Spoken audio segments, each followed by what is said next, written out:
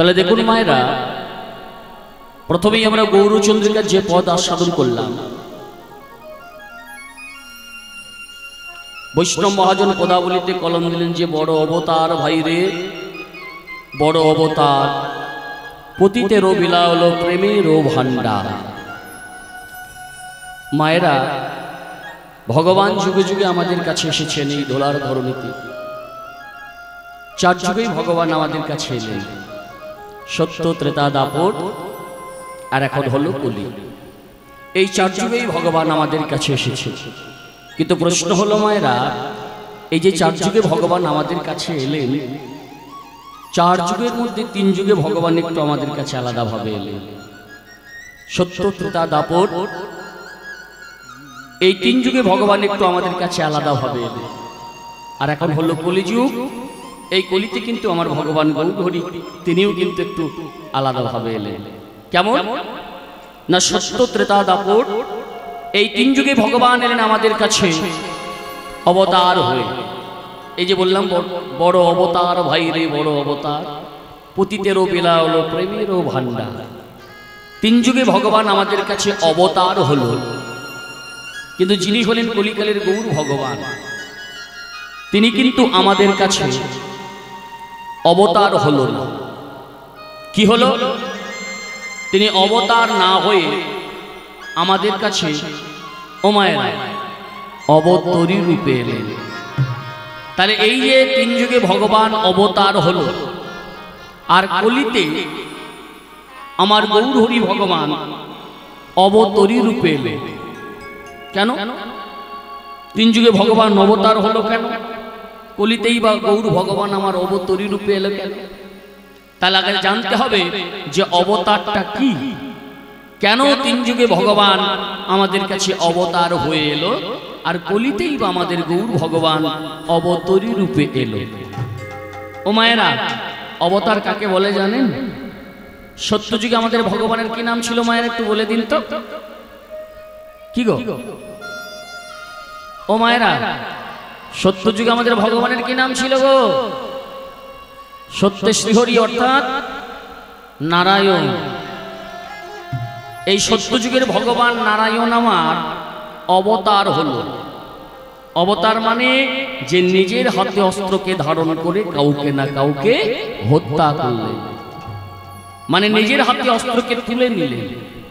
তাহলে এই যে সত্য যুগের ভগবান নারায়ণ, তিনি নিজের হাতে অস্ত্র তুলে নিয়ে কাকে হত্যা করলেন?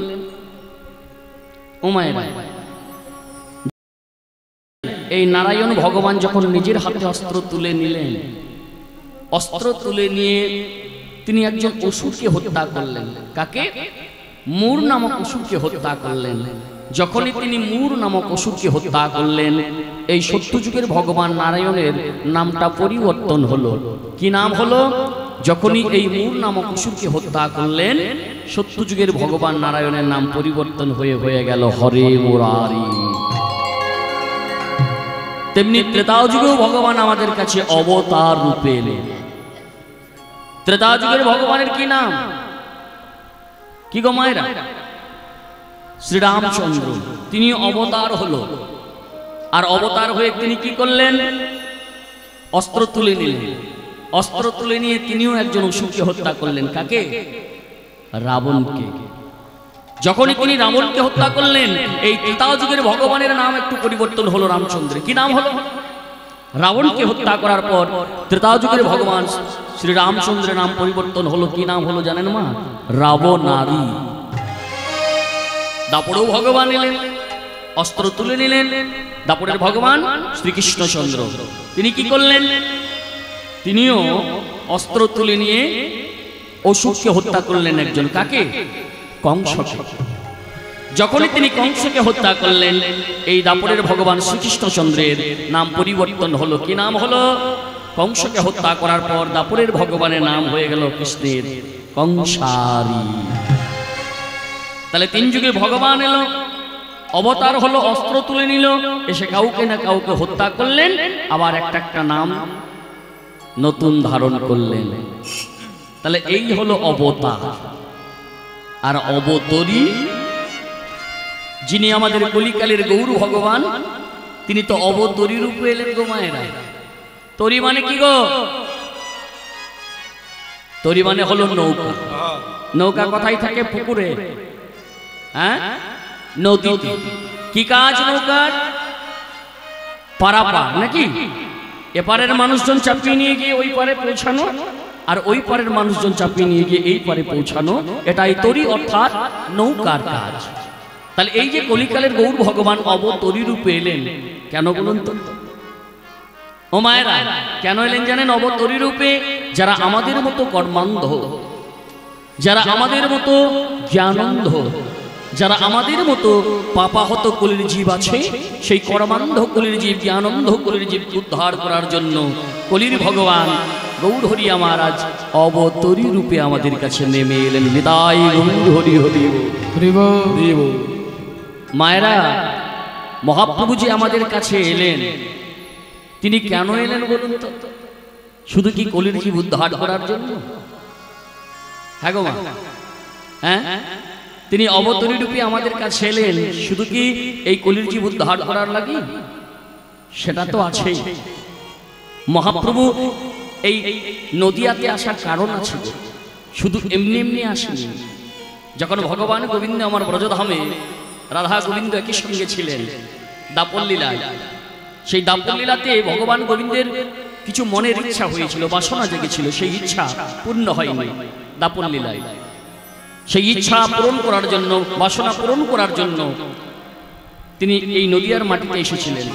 কেন এসেছিলেন না, যখন ভগবান গোবিন্দ আমার প্রিয় রাধারানীকে নিয়ে একই শয়নকক্ষে শয়নে আছেন, একদিন ভগবান গোবিন্দ রাধারানীকে স্বপ্নের মধ্যে, আশ্চর্য স্বপ্নের মধ্যে একজন পুরুষকে দর্শন করালেন। রাধারানী ঘুমিয়ে আছে, মন দিয়ে কথাটি শুনুন তো। রাধারানী ঘুমিয়ে আছে, সেই ঘুমের মধ্যে রাধারানী স্বপ্নে দর্শন করছে কি না, এক আশ্চর্য পুরুষকে দর্শন করছে। কি পুরুষ? যাকে দেখে রাধারানী আমার চমকে উঠলেন। আর রাধারানী যখনই দেখলেন ওই মানুষটাকে দেখে চমকে উঠলেন।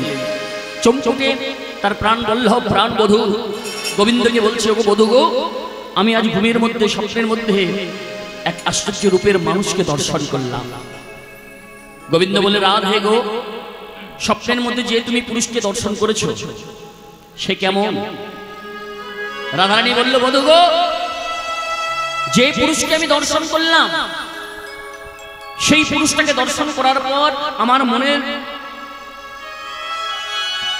মধ্যে যা কিছু ছিল, লজ্জা, ঘৃণা, ভয়, গুরু, গৌরব যা কিছু ছিল, দেখা মাত্র আমি সঁপে দিলাম তার চরণে।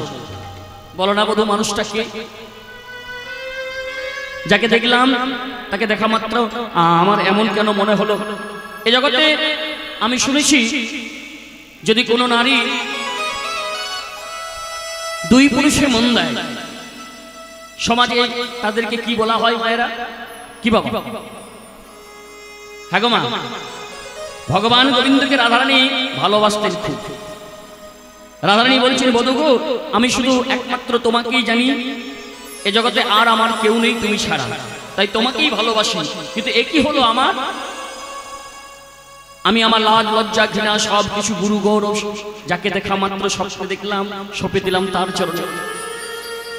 তাহলে শুনেছি এ জগতে যদি কোন নারী যদি দুই পুরুষের প্রতি মন দেয়, তাকে শাস্ত্রে দ্বিচারিণী বলা হয়। তাহলে এ আমার কি হলো? তবে কি আমি দ্বিচারিণী হলাম? বলো না বধূ, ওই মানুষটাকে দেখে আমি কেন চমকে উঠলাম? আজকে তোমাকে বলতে হবে, যে মানুষটাকে আমি স্বপ্নে দেখে চমকে উঠলাম, সেই মানুষটাকে সঙ্গে সঙ্গে ভগবান গোবিন্দ বললেন, রাধে গো, যে মানুষটাকে তুমি স্বপ্নে দেখলে, আচ্ছা বলতে পারো রাধে, সেই মানুষটা কি আমার চেয়েও দেখতে সুন্দর? বলো। রাধারানী বললেন, প্রাণনাথ, যে মানুষটাকে আমি স্বপ্নে দেখলাম তোমার চেয়ে দেখতে সুন্দর ঠিক নয়, তবে ঠিক তোমারই মতো দেখতে, তবে পার্থক্য আছে। পার্থক্যটা কি? তোমার যেমন চাচর চুকর কেশ, তার কিন্তু চাচর চুকর কেশ নেই, তার মাথাটা হলো নেড়া। তোমার পরনে যেমন থাকে রাজবেশ, তার কিন্তু রাজবেশ নেই, তার আছে ছিন্ন মলিন বেশ। তোমার হাতে থাকে মোহন মুরলী, তার হাতে কিন্তু মোহন মুরলী নেই, তার হাতে আছে শুধু দণ্ডকুমণ্ডল। বলো না বধূ, যে মানুষটাকে আমি স্বপ্নে দর্শন করলাম সেই মানুষটাকে? সঙ্গে সঙ্গে ভগবান গোবিন্দ বলল, রাধে গো, যে মানুষটাকে তুমি স্বপ্নের মধ্যে আজ দর্শন করলে সেই মানুষটা আর কেউ নেই, সেই মানুষটা হলাম আমি স্বয়ং নিজে। রাধারানী বললেন, প্রাণনাথ, কেন তোমার এই বেশ? কেন তুমি আমায় স্বপ্নে এই রূপ দর্শন করালে? তোমাকে বলতে হবে। যা দেখে আমি নিজেকে ধরে রাখতে পারলাম না, চমকে উঠলাম, সব সবে দিলাম তার চরণে। কেন তোমার এই বেশ? আমায় বলতে হবে। ভগবান গোবিন্দ বললেন, রাধে গো, আমার এই বেশ ধারণ করার কারণ আছে। কেন জানো? ব্রজের আমি সকল সুখ নিজে অনুভব করেছি, আমি তো ভগবান। তাই ভগবান হয়ে আমি ব্রজের সকল সুখ নিজে অনুভব করেছি, কিন্তু সকল সুখের মধ্যে এখনো 3টি সুখ থেকে আমি বঞ্চিত হয়ে আছি। বলে কেন? কেন বধূ, তুমি নিজে ভগবান হয়ে 3টি সুখ থেকে কেন বঞ্চিত হয়ে আছো? ভগবান বললেন, রাধে গো, যে 3টি সুখ থেকে আমি নিজে বঞ্চিত হয়ে আছি সেই 3টি সুখ কি জানো? সেই 3টি সুখ হলো কৈছন তোয়া প্রেমা, কৈছন মাধুরিমা, কৈছন সুকুতহু ভো, সুকতহু ভো। এ 3 মাংসিত ধন ব্রজে না হইবে পুরাণ, আমি ভাবিয়া না পাইব মোর। রাধারানীকে বললেন, রাধে গো, কৈছন তোয়া প্রেমা। রাধারানী, তোমার প্রেমটা কেমন? আমি আজ পর্যন্ত নিজে অনুভব করতে পারলাম না। কৈছন তোয়া প্রেমা, তোমার প্রেম কেমন? কৈছন মাধুরিমা, তোমার প্রেমের সেই মাধুর্যটা কেমন? কৈছন সুকুতহু ভোর, তুমি আমাকে অন্তরে মানে কৃষ্ণকে ভালোবেসে কি সুখ পাও? তাছাড়া আমার ভক্তরা যারা দিবারাত্রি হা কৃষ্ণ প্রাণ কৃষ্ণ বলে কেঁদে বেড়ায়, এই কৃষ্ণ বলে কেঁদে তারা নিজে কি সুখ পায়? আমি ভগবান, তাহলে ভগবান হয়ে কেন আমি জানতে পারছি না আমার ভক্তরা কৃষ্ণ কৃষ্ণ বলে যারা দিবারাত্রি কেঁদে বেড়াচ্ছে, আমি কেন নিজে অনুভব করতে পারছি না তারা কৃষ্ণ বলে কেঁদে কি সুখ পাচ্ছে? আমি নিজে কেন জানতে পারলাম না? রাধারানী বললেন, প্রাণনাথ, তুমি জানতে পারবে না। বলে কেন রাই? আমি ভগবান হয়ে জানতে পারবো না কেন? বলে না, তুমি ভগবান হয়েছে তো কি হয়েছে? তুমি ভগবান হলেও জানতে পারবে না। ভক্তের মনের ইচ্ছা, ভক্তের মনের বাসনা তুমি নিজে অনুভব করতে পারবে না। ভক্তরা যে হা কৃষ্ণ প্রাণ কৃষ্ণ বলে কেঁদে বেড়াচ্ছে, কৃষ্ণ বলে কেঁদে তারা কি সুখ পাচ্ছে তুমি নিজে অনুভব করতে পারবে না। বলে কেন রায়? আমি পারবো না কেন? না হে গোবিন্দ, তুমি হলে পূর্ণ বিষয়, তুমি হলে স্বয়ং ভগবান স্বরয় ঐশ্বর্যপূর্ণ। ভক্তের মনের অন্তরের কথা যদি তোমাকে জানতে হয় তাহলে তোমাকে ভগবান থাকলে চলবে না, তাহলে তোমাকে নিজে একবার ভক্ত হতে হবে। নিতাই গৌর হরি বল, হরি বল। বললেন, বেশ, যদি ভক্ত হতে হয় আমায় জানতে হয় ভক্তের অন্তরের কথা, তাহলে আমি আর ভগবান থাকবো না। বলে না, তুমি পূর্ণ বিষয়, কারণ বিষয় হয়ে কোনোদিন বিষয় ধরা যায় না। বিষয় ধরতে গেলে আগে কারো না কারো আশ্রয় হতে হয়। ও মায়েরা, এই যে বললেন বিষয় হয়ে বিষয় ধরা যায় না, কেন বললেন? কথা বিষয় হয়ে কেন বিষয় ধরা যায় না কেন? না মনে করুন আপনাদের এই গ্রামে কোন বাবা মায়ের একটি সন্তান চাকরির উদ্দেশ্যে বা পড়াশোনার কাজে বাইরে থাকে। সন্তান যখন 6 মাস 1 বছর পর বাড়ি ফিরে আসে, সবচাইতে বাড়ির মধ্যে কার মনে বেশি আনন্দ হয়? কার গো? মায়ের মনে। কেন? বাবার মনে হয় না কেন? কারণ মায়ের মনটা বড় কোমল। এই পৃথিবীতে মায়ের মন সবচাইতে কোমল। মা মনে মনে চিন্তা করে, ছেলে আমার কখন বাড়ি ফিরে আসবে, ছেলের মুখ কখন আমি দর্শন করব, কখন দেখব। যখনই মা ওই সন্তান বাড়িতে ফিরে আসে না, মায়ের মন দেখবেন আনন্দে ভরে যায়, মা আনন্দে হাসে।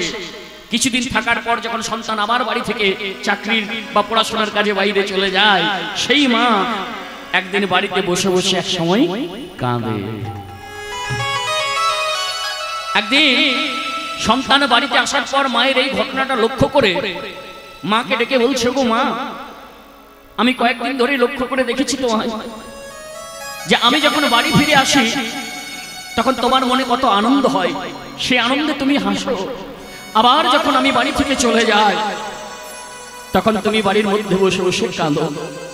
কেন গো মা, কেন কাঁদো? বলি, ওরে বাবা, তুই যে প্রশ্নটা আজ আমায় করলি বাবা, সেই প্রশ্নের হয়তো সঠিক উত্তর আজ আমার জানা নেই, তবে যে প্রশ্নটা তুই আমায় করলি, যে আমি তুই বাড়ি ফিরে এলে আমি আনন্দ পাই, হাসি, চলে গেলে দুঃখ পাই, কাঁদি, কেন জানিস বাবা? কেন? এটা তুই নিজে অনুভব এখন করতে পারবি না। এই যে আমি কাঁদছি, এই যে আমি হাসছি, এই আমার কাঁদা হাসার অনুভব তুই এখন করতে পারবি না, তুইও একদিন অনুভব করতে পারবি, জানিস বাবা? তবে কোন দিন এটা তুই অনুভব করবি? তুই যদি কোনোদিন আমার মতো নারী জন্ম পেয়ে নিজে যদি মা হতে পারিস, সেই দিন তুই আমার মনের অন্তরের কথা নিজেও উপলব্ধি করতে পারবি। নিতাই গৌর হরি বল। তাই বিষয় হয়ে বিষয় ধরা যায় না, বিষয় ধরতে গেলে নিজে আশ্রয় হতে হয়। ভগবান বললে, বেশ, যদি ভক্তের অন্তরের কথা আমাকে জানতে হয় তাহলে আমাকে ভক্ত হতে হবে। তাহলে ভক্ত যদি হতে হয় আমায়, তাহলে আমি ভক্ত কোথায় হব জানো রাধে? কোথায় হব? ওই নদিয়ার বুকে। ওই নদিয়ার বুকে আমি ভক্ত হব। আর শোনো রাধে, ভক্ত হয়ে আমি কি করব জানো রাধে? বলে, কি করবে? না, আমি কি করব জানো রাধে? আমি কেঁদে কেঁদে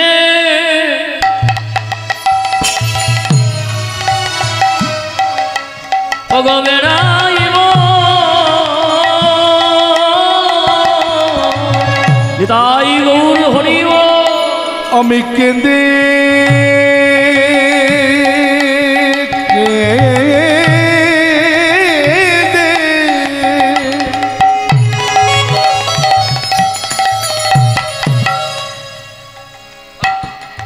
কেঁদে বেড়া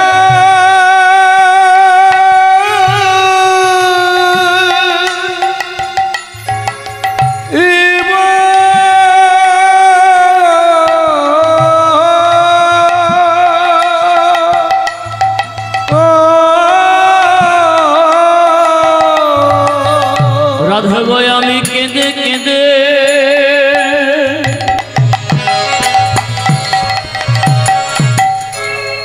ওগো বেড়াইব,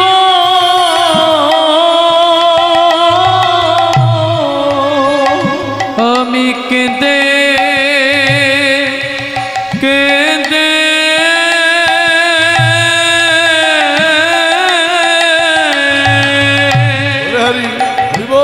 আমি বেড়া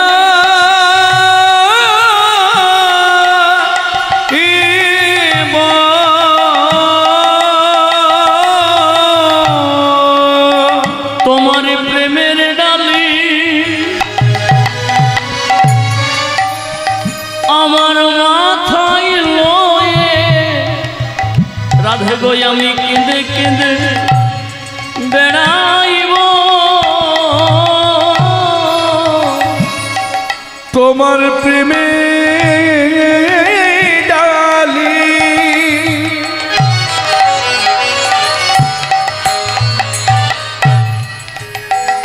আমার মাথায় লয়ে।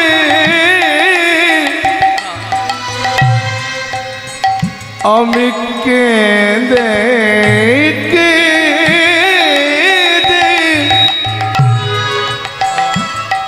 কেঁদে বেড়া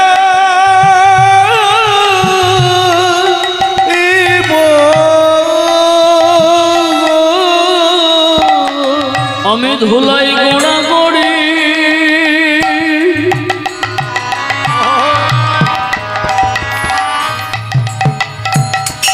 দিয়ে দেব,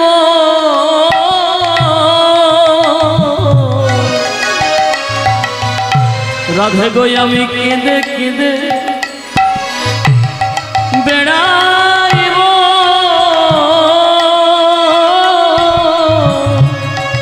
ধুলাই গড়া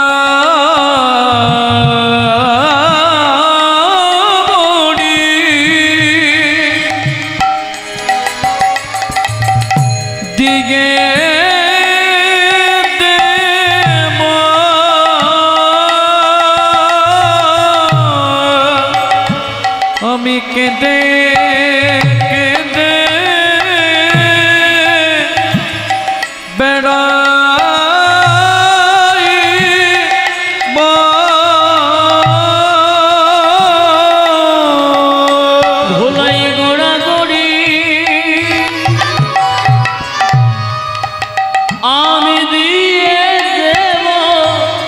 রাধে গো আমি কেঁদে কেঁদে বেড়াইব ধুলাই গোরা গরি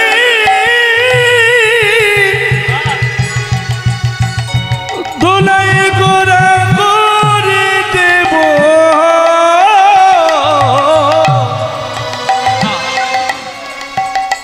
আমি আমি কেঁদে কেঁদে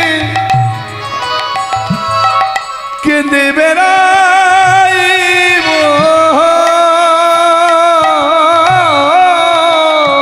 বলিও গো রাধে বিনোদিনী আমি কেঁদে কেঁদে ও গো বেড়াইব বলিও গো রাধে বিনোদিনী কেঁদে কেঁদে বেড়াইব বলিও গো রাধে বিনোদিনী আমি কেঁদে কেঁদে হৃদয় রাধে তোমার বিনা আজ জানি না আমি কেঁদে কেঁদে বেড়াইব তোমার বিনা আজ জানি না কেঁদে কেঁদে বেড়াইব রাধে বিনোদিনী আমি কেঁদে কেঁদে বেড়াইব রাধে বিনোদিনী আমি কেঁদে কেঁদে বেড়াইব রাধে বিনোদিনী আমি কেঁদে কেঁদে বেড়াইব রাধে বিনোদিনী কেঁদে কেঁদে বেড়াইব রাধে বিনোদিনী কেঁদে কেঁদে বেড়াইব রাধে বিনোদিনী কেঁদে কেঁদে বেড়াইব রাধে বিনোদিনী কেঁদে কেঁদে বেড়াইব রাধে বিনোদিনী কেঁদে কেঁদে বেড়াইব কেঁদে কেঁদে বেড়াইব যেই না ভগবান বললেন নদিয়ার বুকে আমি ভক্ত হয়ে দোলায় গোড়াগড়ি যাও, ভক্ত হয়ে জন্ম নেব, এই কথা শোনা মাত্র রাধারানী আমার বদনটা ঘুরে দাঁড়ালে। ভগবান গোবিন্দ রাধারানীর বদন ঘোরা দেখে রাধারানীকে বললেন, রাধে গো আমি নদিয়ার বুকে ভক্ত হয়ে জন্ম নেব, আজ আমাকে তোমাকে অনুমতি দিতে হবে। ভগবান গোবিন্দ বললেন, রাধে গো তুমি যদি আজ আমায় অনুমতি দাও তাহলে আমি নদিয়ায় যেতে পারবো, আর তুমি যদি অনুমতি না দাও তাহলে তো আমি নদিয়ায় যেতে পারবো না। তার কারণ হলো আমি যেমন হলাম এই জগতের গুরু কৃষ্ণ, জগৎ গুরু কৃষ্ণ, তেমনি তুমি হলে আমার প্রেমের গুরু রাধা ঠাকুরানী। তাহলে এই জগতের গুরু হলাম আমি, তুমি হলে আমার প্রেমের গুরু, তাই তুমি যদি আমায় অনুমতি দাও তাহলে আমি নদিয়ার বুকে গিয়ে ভক্ত হয়ে জন্ম নিতে পারবো। রাধারানী বললেন, প্রাণনাথ তোমার যখন মনের বাসনা হয়েছে ওই নদিয়ায় যাওয়ার জন্য আমি তোমায় বাধা দেব না, তবে একটি কথা, নদিয়ায় যখন তুমি যাবে শুধু তুমি একা নও, আমিও তোমার সঙ্গে যাব। গোবিন্দ বলে, রাধে গো তুমি আমার সঙ্গে কিভাবে যাবে? আমি একা ভক্ত হয়ে জন্ম নেব ওই নদিয়ার মাঝে, নদিয়ার বুকে, তা আমার সঙ্গে তুমি কেমন ভাবে যাবে? বলেন, বধূ গো আমি তোমার সঙ্গে কেমন ভাবে নদিয়ায় যাব জানো? তাহলে শোনো, আমায় উপরে রাখিও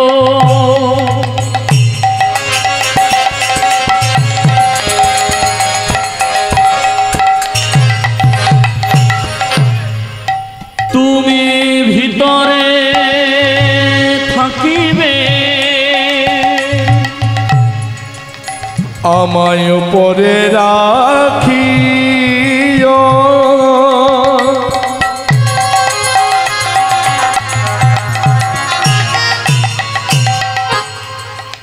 তুমি ভিতরে থাকিবে, ওগো নদিয়ায় যাইব আমি, আমায় উপরে রাখিও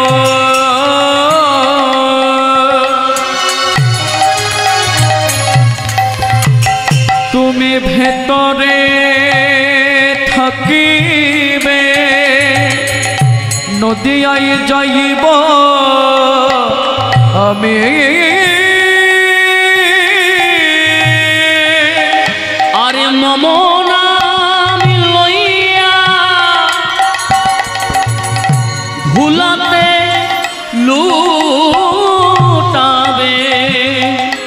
পক্ষতে ধরিব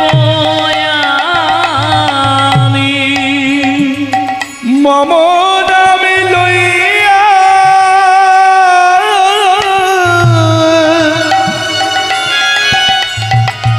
ধুলাতে লুটাবে বক্ষতে ধরিব আমি তোমার রঙে ধুলো লাগবে না গো তোমার অঙ্গে ধুলা লাগবে না গো আমি হৃদয় মাঝে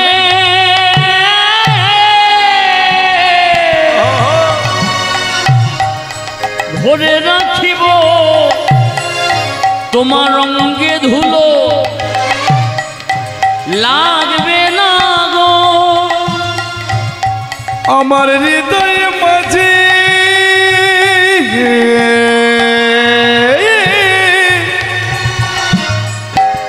তোমায় ধরে রাখিব তোমার রঙে ধুলা লাগবে না গো তোমার হৃদয় মাঝে আমি ধরে রাখিব তোমার অঙ্গে ধুলা লাগবে না গো তাই মাঝে ধরে হরিব অঙ্গে ধুলা লাগবে না গো হৃদয় মাঝে ধরে রাখিব তোমার অঙ্গে ধুলা লাগবে না গো তোমায় বক্ষ মাঝে ধরে রাখো তোমার অঙ্গে ধুলা লাগবে না গো হৃদয় মাঝে ধরে রাখো তোমার অঙ্গে ধুলা লাগবে না গো বক্ষ মাঝে ধরে রাখো তোমার অঙ্গে ধুলো লাগবে না গো বক্ষ মাঝে হরে রাখো তোমার অঙ্গে ধুলো লাগবে না গো অঙ্গে ধুলো লাগবে না গো রাধারানী বললেন প্রাণনাথ আমিও তোমার সঙ্গে যাব তুমি একা নও তবে আমি থাকবো তোমার উপরে তুমি থাকবে ভিতরে সেই ব্রজধামে রাধা গোবিন্দ দুই দেহ এক হয়ে এই সোনার নদিয়ায় গৌর হয়ে এলেন অন্তে কৃষ্ণ রাধা রাধা কৃষ্ণ একই আত্মা দুই দেহ ধরি অনন্য বিলাস রস আস্বাদন করি সেই দুই এবে আমার চৈতন্য গোসাই ভাব রস আস্বাদিতে দোহে হইল একোঠায় লীলা রস আস্বাদন করার জন্য আজ আমার রাধা কৃষ্ণ দুই দেহ এক হয়ে সোনার নদিয়ায় গৌর হয়ে অবতীর্ণ হলেন এক পাশে দাঁড়িয়ে আছেন বৈষ্ণব মহাজন পদকর্তা আর বৈষ্ণব মহাজন পদকর্তার পাশে দাঁড়িয়ে কলম দিচ্ছেন কি ওগো যবনেতে নাচে গায় লয় হরে না লয় হরি না হেন অবতারে সে তারে সে বঞ্চিত বলো রাম বঞ্চিত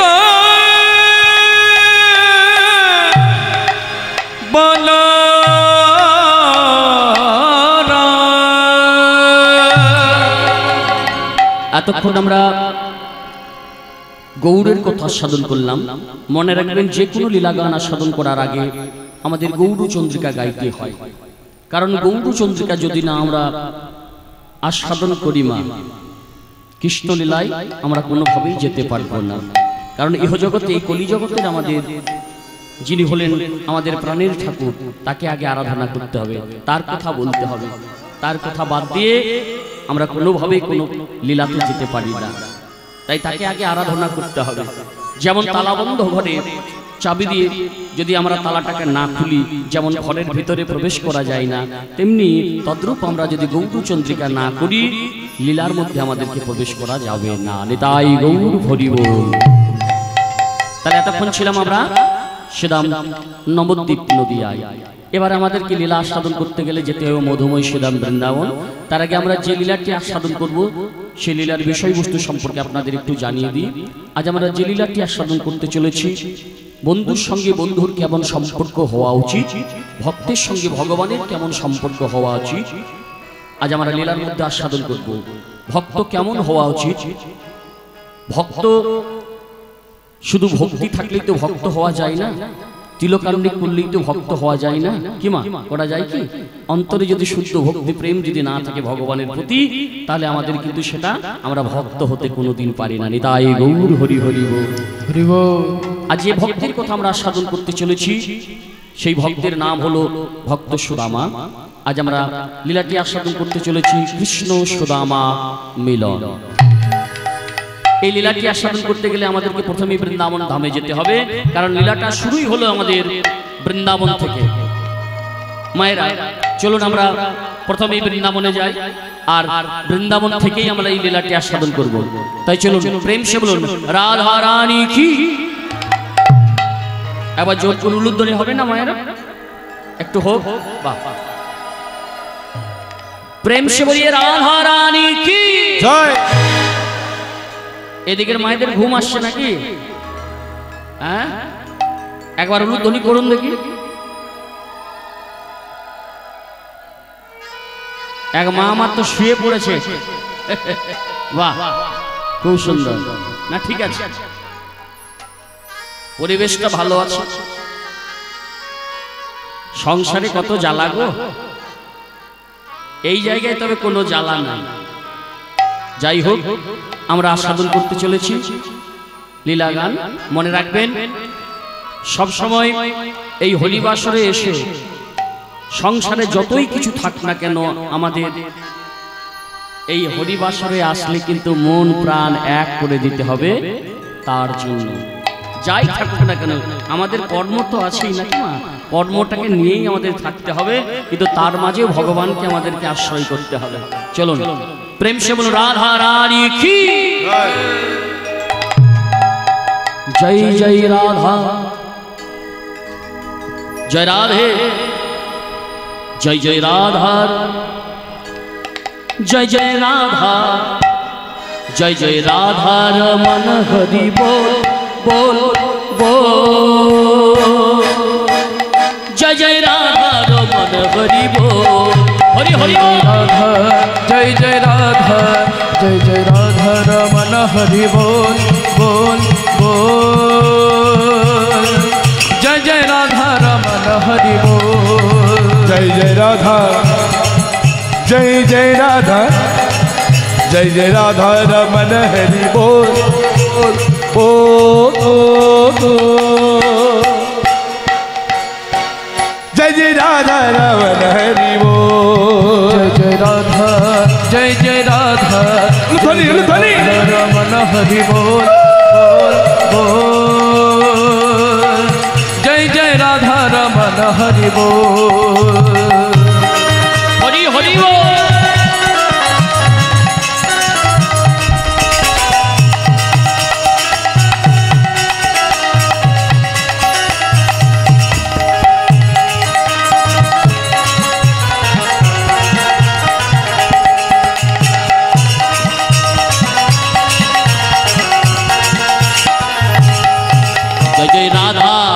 जय जय राधा, जय जय राधा, जय जय राधा, जय जय राधा रमन हरि बोल बोल बोल। जय जय राधा रमन हरि बोल हरि हरि राधा। जय जय राधा, जय जय राधा रमन हरि बोल बोल बोल।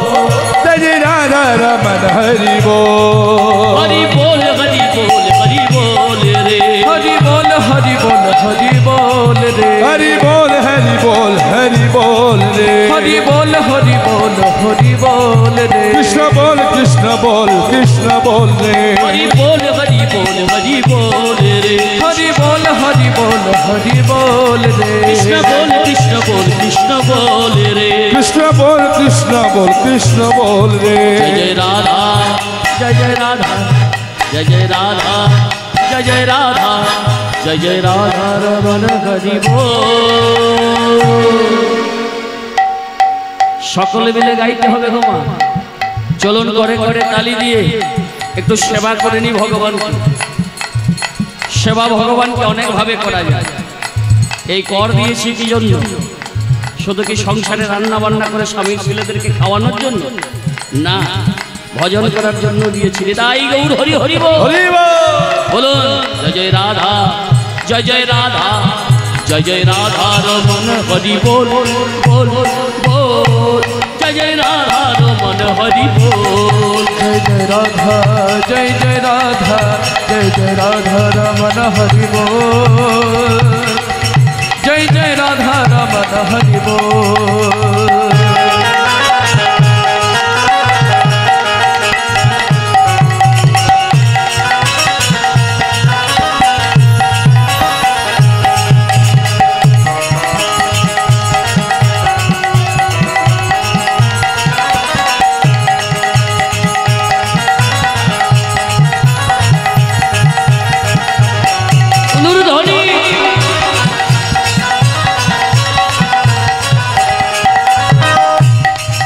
किसने पूछा, किसने पूछा तेरे, किसने पूछा तेरे बच्चा बल कितना है, मगर किसने पूछा तेरा बेताब कितना है।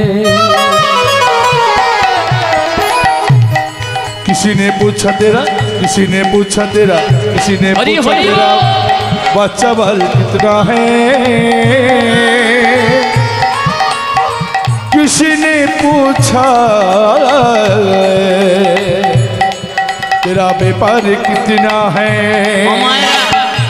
আস্তে আস্তে আমরা দেখবেন কারোর সঙ্গে যদি অনেকদিন পর দেখা হয় আমরা কি জিজ্ঞাসা করি, কি ভালো আছে তো, তা ছেলে পেলে কয়টা হইল জিজ্ঞাসা করি না, কয়টি তোমার ছেলে পেলে। হ্যাঁ, কিসনে पूछा हरि हरि बोल, किसने पूछा तेरे बच्चा बल कितना है, किसने पूछा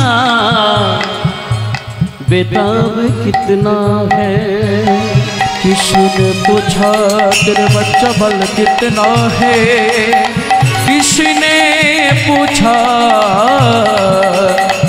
व्यापार कितना है, मगर किसी ने ये नहीं पूछा,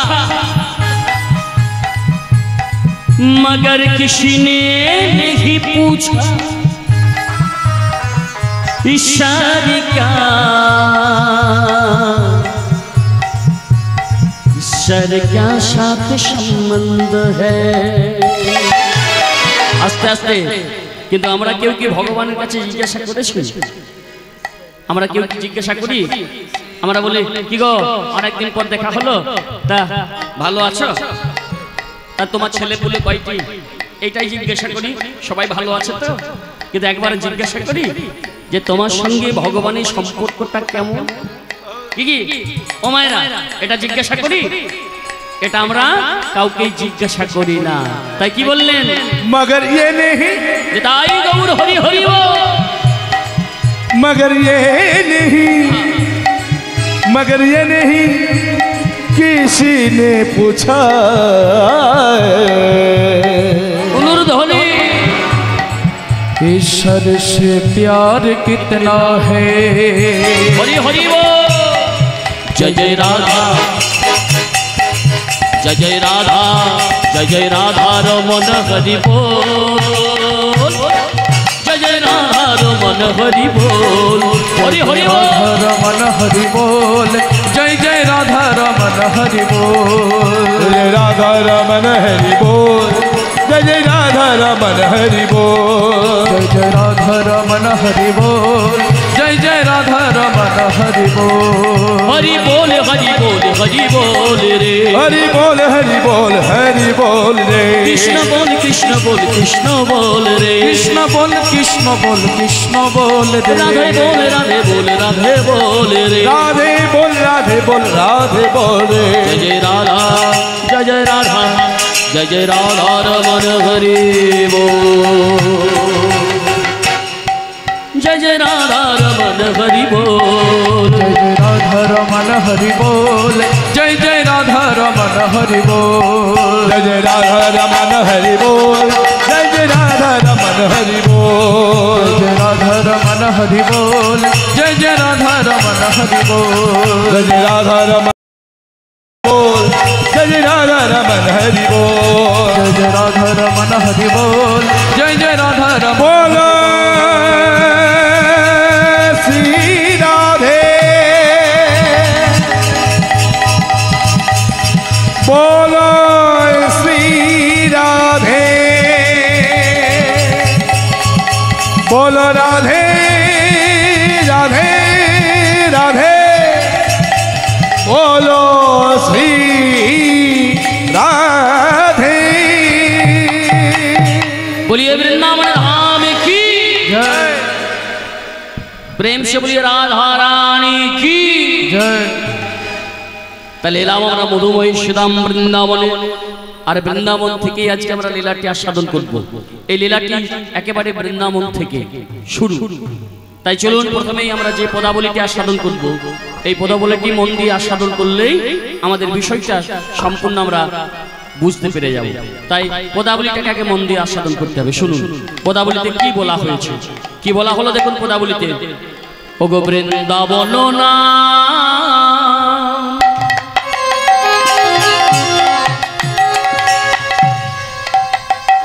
তাতে বিধর্ব গ্রাম, বৃন্দাবন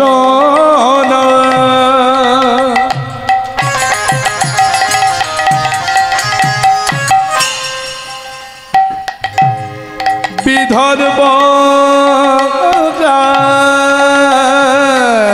বৃন্দাবন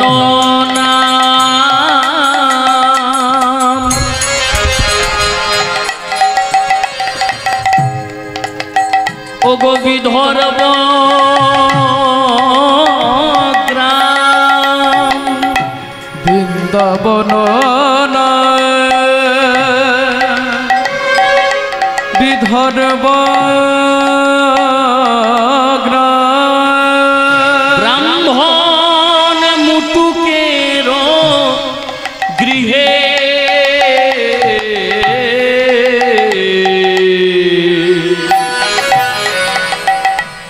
ব্রাহ্মণ মুটুকের গৃহে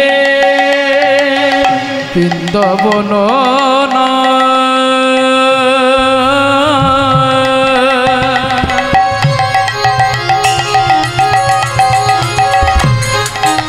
তাতে বিধর্ব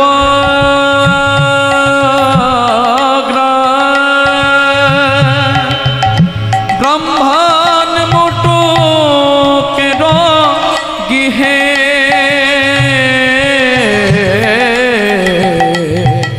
ব্রাহ্মণ মুটুকের গৃহে ওগো শুভ কার্তিক মাস উত্থান একাদশী, ওগো জনমিল সুদামারে শুভ কার্তিক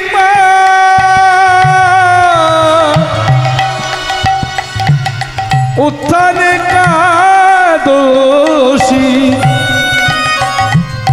জনমিল সুদামারে শুভ কার্তিক মাস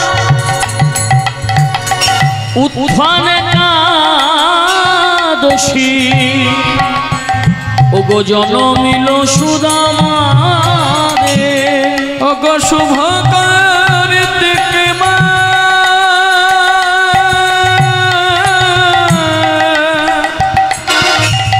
উত্থান একাদশী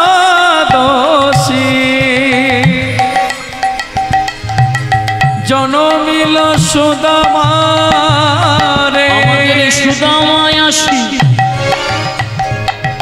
জনমিল আমাদের সুদামায় আসি জনমিল একবারে প্রেমানন্দে সবাই হরি বলো, ওগো সুদামায় আসি জনমিল। একবারে প্রেমানন্দে হরি বল, সুদামায় আসি জনমিল। ওগো প্রেমানন্দে হরি বলো, আমাদের সুদামায় আসি জনমিল। সবে প্রেমানন্দে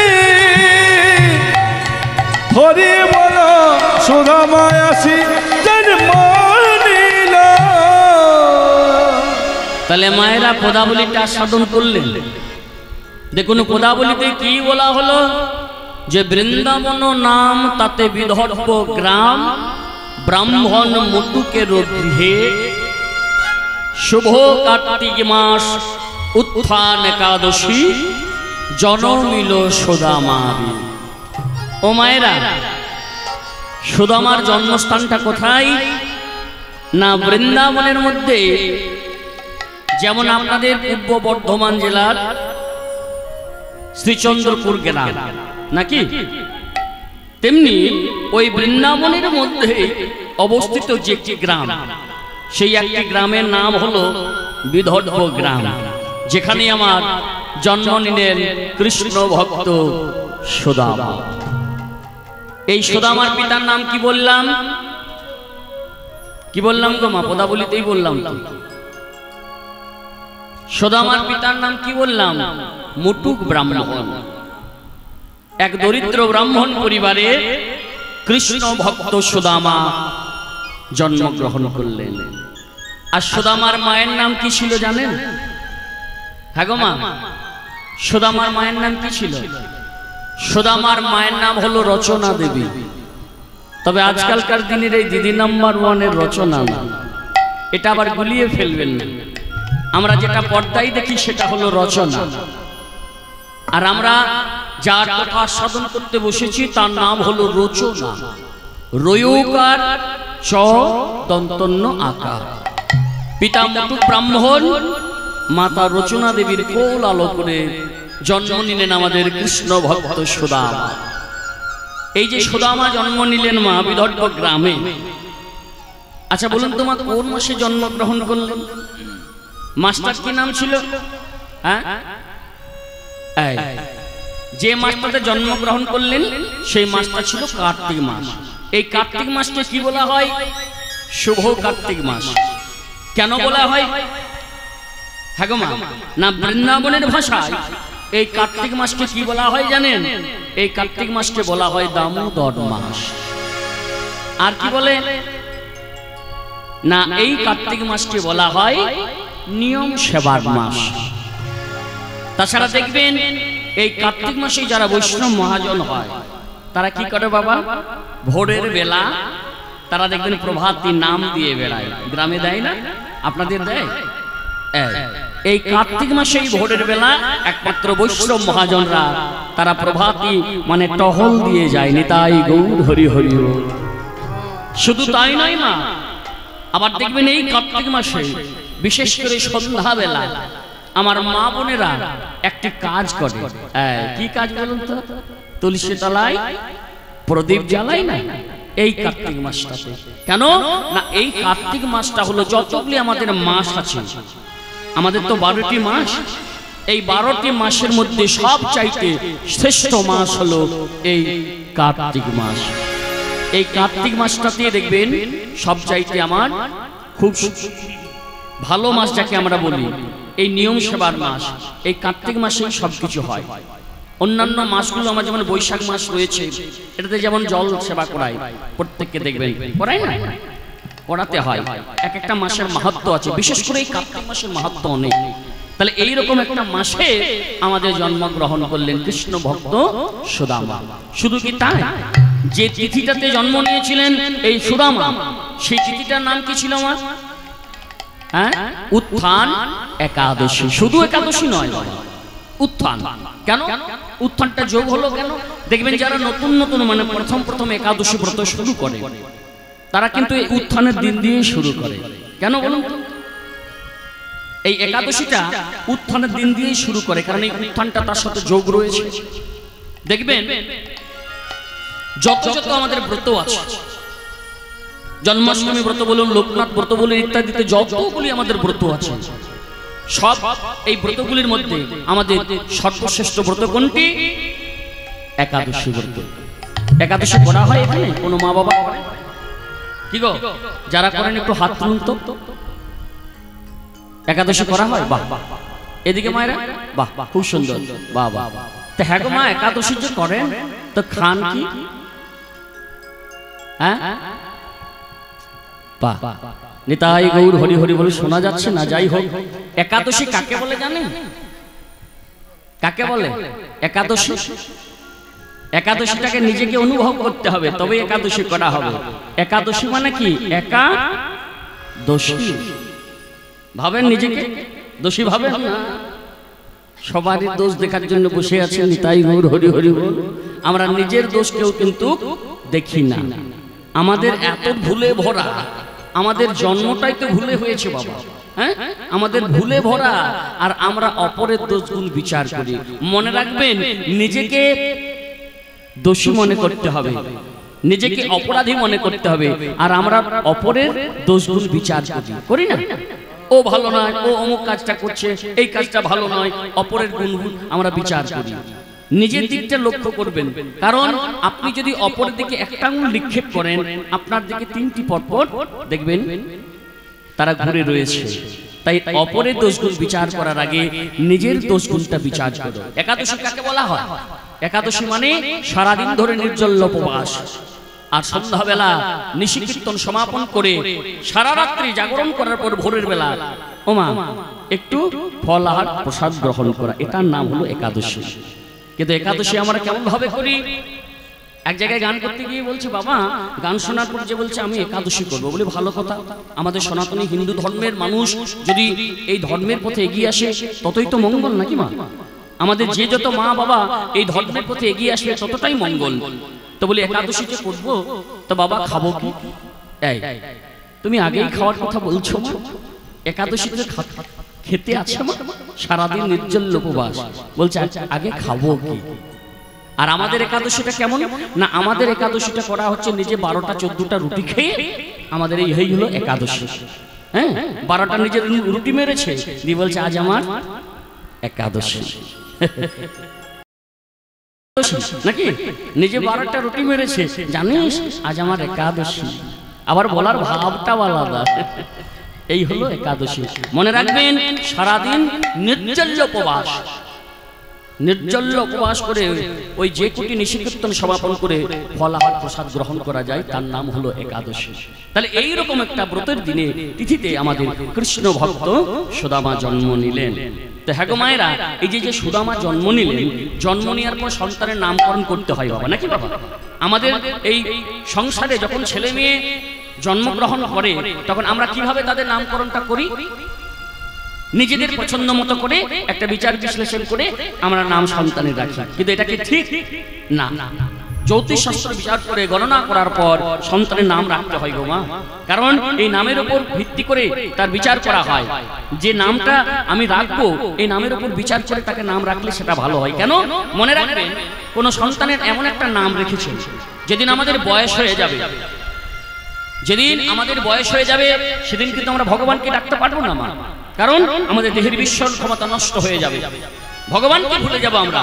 কিন্তু মনে রাখবেন, সন্তানের যদি এমন ভাবে নাম ভগবানের প্রতি নাম রাখা হয়, সন্তানের ওই ভগবানের নামে যদি সন্তানের নাম রাখতে পারেন, তাহলে যতদিন আপনি বেঁচে থাকবেন ততদিন কিন্তু সন্তানকে ভগবানের নামে ডেকে যাবেন, আপনার ভগবানকে ডাকা হয়ে যাবে। তাই গৌর হরি হরি বল। কারণ মনে রাখবেন, নিজের ঔরস যার সন্তানের কথা কোনো বাবা মা কোনোদিন ভুলতে পারে না, ভগবানকে ভুলে যাবে, কিন্তু নিজের ঔরস জাত সন্তান তার নাম কিন্তু কোনোদিন ভুলতে পারবে না। তাই জ্যোতিষ শাস্ত্র বিচার করে গণনা করার পর সন্তানের নামকরণ করা হলো কি না, সন্তানের নামকরণ করা হলো সুদামা। তাহলে এই যে আমাদের কাছে সুদামা এলো, এবার আমাদেরকে জানতে হবে কে ছিল সুদামা। যদি জানতে হয় তাহলে আমাদেরকে একটু ত্রেতা যুগে যেতে হবে, কারণ লীলা সাধনের ক্ষেত্রে আমাদেরকে ত্রেতা যুগে সকলকে যেতে হবে। চলুন তাহলে একটু ত্রেতা যুগ থেকে আমরা ঘুরে আসি, কিভাবে এই সুদামা হলো আর সাধন করব। ত্রেতার ভরতাসী ওগো জনমিল, তার ভরতাসী জনমিল, তার ভরতাসী জনমিল, হতে তার ভরতাসী জনমিল, যে জন দাপরেতে ওগো সুদামা হলো, ত্রেতার ভরতাসী জনমিল, যে জন দাপরেতে সুদামা হলো, তার ভরতাসী জনমিল, যে জন দাপরেতে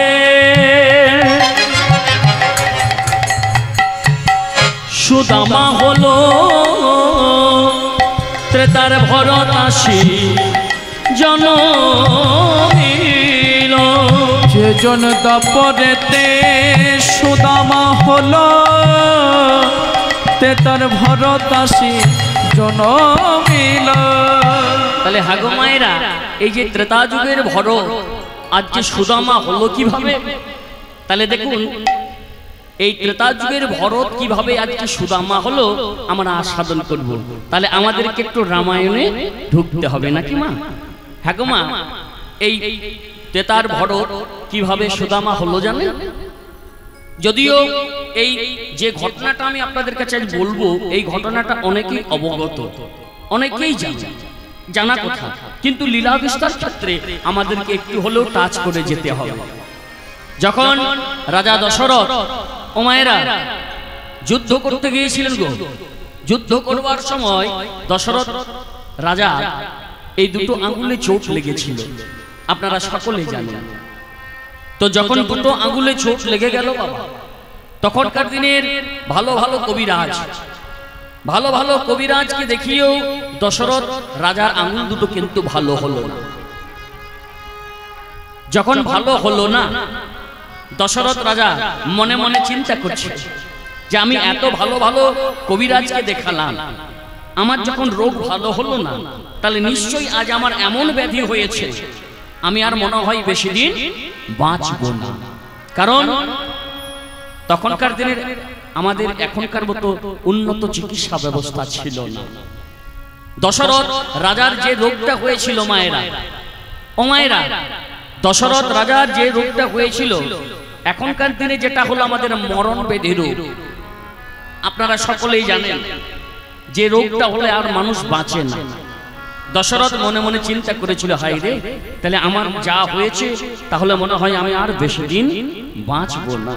কিন্তু একটা কথা মনে রাখবেন, যখন এত এত ভালো ভালো কবিরাজকে দেখালো, কোথাও যখন রোগ ভালো হলো না, তখন একজন বেনামি কবিরাজ যার কোনো ডিগ্রি নাই, সে কি করলো, রাজা দশরথের আঙ্গুল দুটোকে দেখে বলল, মহারাজ আপনি তো অনেক ভালো ভালো কবিরাজ দেখালেন, কোথাও যখন রোগ ভালো হলো না, তখন আমি আপনার আঙ্গুল দুটো দেখে একবার আমি বলে দিতে পারি, এই রোগ আপনার ভালো হয়ে যাবে।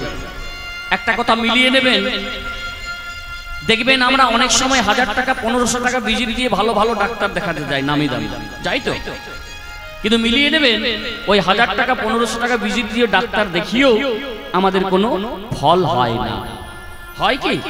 আবার এটাও মিলিয়ে নেবেন, একজন দেখবেন চেম্বার খুলে যে ডাক্তার বসে আছে, যার কোনো ডিগ্রি নেই, যার কোনো সার্টিফিকেট নেই, সেই ডাক্তারের অনেক সময় একটা ট্যাবলেটেও অনেকেরই রোগ ভালো হয়েছে। নিতাই গৌর হরি বল। হ্যাঁ, তেমনি ওই তখনকার দিনের বেনামি কবিরাজ যার কোনো ডিগ্রি নেই, সেই বেনামি কবিরাজ দশরথ রাজার আঙ্গুল দুটো দেখে বলল, মহারাজ আপনি অনেক ভালো ভালো কবিরাজ দেখালেন, কোথাও যখন রোগ ভালো হলো না, তখন আমি আপনার আঙ্গুল দুটো দেখে বলে দিতে পারি এই রোগ কিন্তু ভালো হয়ে যাবে। রাজা বললেন, আমি তো অনেক জায়গায় ভালো ভালো কবিরাজ দেখালাম, কোথাও ভালো হলো না, তাহলে তুমি যদি দেখে বলে দিতে পারো তাহলে খুবই ভালো হয়। বলো বলো যে কিভাবে আমার এই আঙ্গুল দুটো ভালো হয়ে যাবে। ও মায়েরা কি করলেন, বললেন, শোনো ওই বেনামি কবিরাজ বলছেন, মহারাজ আপনার আঙুল দুটো ভালো হয়ে যাবে। কিভাবে জানেন? আপনার তো 3টি স্ত্রী, ওই 3টি স্ত্রীর মধ্যে যদি কোনো একজন স্ত্রী আপনার আঙুল দুটোকে মুখ দিয়ে ওই শুষে শুষে যদি পরিষ্কার করে দেয়, তাহলে আপনি কিন্তু সুস্থ হয়ে উঠবেন। যেই না বলল দশরথ রাজা যে আমার স্ত্রীদের মধ্যে কোনো একজন স্ত্রী মুখ দিয়ে শুষে দিলে আমি ভালো হয়ে যাব, দশরথ রাজা মনে মনে চিন্তা করলেন, তাহলে আরো কয়েকটা দিন আমি বেশি বাঁচব। এবার কি করলেন? কারণ দশরথ রাজা মনে মনে চিন্তা করছে যে আমি আমার স্ত্রীদেরকে তো অনেক ভালোবাসি, তাহলে আমার এই দুঃখের দিনে, আমার এই কষ্টের দিনে নিশ্চয় তারা আমার পাশে এসে দাঁড়াবে। এই সংসারে যখন আমার কাছে যা চেয়েছে আমি তাদের জন্য কিন্তু তাই করে গেছি। আজ আমি বিপদে পড়েছি, নিশ্চয়ই তারা আমার পাশে এসে দাঁড়াবে। রাজা মনে মনে চিন্তা করছে। ও মায়েরা, আজ ভালোবাসার পরীক্ষা শুরু হলো দশরথ রাজা। তার স্ত্রীরা তাকে কতটা ভালোবাসে আজ দশরথ রাজার পরীক্ষা শুরু হলো। প্রথমেই দশরথ রাজা কার কাছে ছুটে গেলেন জানেন? লক্ষ্মণ শত্রুঘ্নর মা, যার নাম হলো সুমিত্রা। সুমিত্রার কাছে ছুটে গিয়ে বলছো, গো সুমিত্রা, আজ আমি বড় আশা নিয়ে তোমার কাছে এসেছি গো। এই দেখো আমার আঙুল দুটোতে কেমন রক্তে পুজে কৃমিতে ভরে গেছে। একজন বেনামি কবিরাজ আমার আঙুল দুটো দেখে বলেছে, যদি তোমার স্ত্রীদের মধ্যে কোনো একজন স্ত্রী মুখ দিয়ে শুষে পরিষ্কার করে দেয়, তাহলে হয়তো আমি ভালো হয়ে যাব। নাও না গো ও সুমিত্রা, দেখো আমি যে যন্ত্রণায় বড় কষ্ট পাচ্ছি গো, আমার এই আঙুল দুটো তুমি মুখ দিয়ে শুষে পরিষ্কার করে দাও। উত্তরে সুমিত্রা বলছে, শোনো স্বামী, তুমি আমার স্বামী, আমি তোমার স্ত্রী, তোমাকে আমি বিয়ে করেছি ঠিক, তোমার জন্য আমি আমার জীবনটা দিয়ে দেব, কিন্তু তোমার জন্যই তোমার ওই গলার রক্ত পুঁজকে আমি মুখ দিয়ে শুষে গ্রহণ করতে পারবো না। কি বললে? কি বললে তুমি আমার রক্ত পুঁজকে মুখ দিয়ে শুষে গ্রহণ করবে না? হ্যাঁ গো, এই সংসারে তোমরা যেদিন আমার কাছ থেকে যা খুশি চাইলে, তোমাদের সুখের জন্য আমি তো সব করে গেলাম। আজ আমি বড় বিপদে পড়ে আছি, কষ্টে আছি, আজ মুখ ঘুরিয়ে নিতে পারলে তুমি? এ কি করলে তুমি? ভালোবাসা ফেল হয়ে গেল দশরথ রাজা। প্রথম ভালোবাসা ফেল হয়ে গেল যেই না মা। দশরথ রাজার মনে মনে চিন্তা করছে, এবার যদি আমি ভালোবেসে থাকি, সেটা হলো রামের মা কৌশল্যা। এবার রামের মা কৌশল্যার কাছে গিয়ে বলছে, কৌশল্যা, ও কৌশল্যা, আমি বড় আশা নিয়ে এসেছি গো। এই দেখো আমার আঙুলে রক্তে পুজে কৃমিতে ভরে গেছে।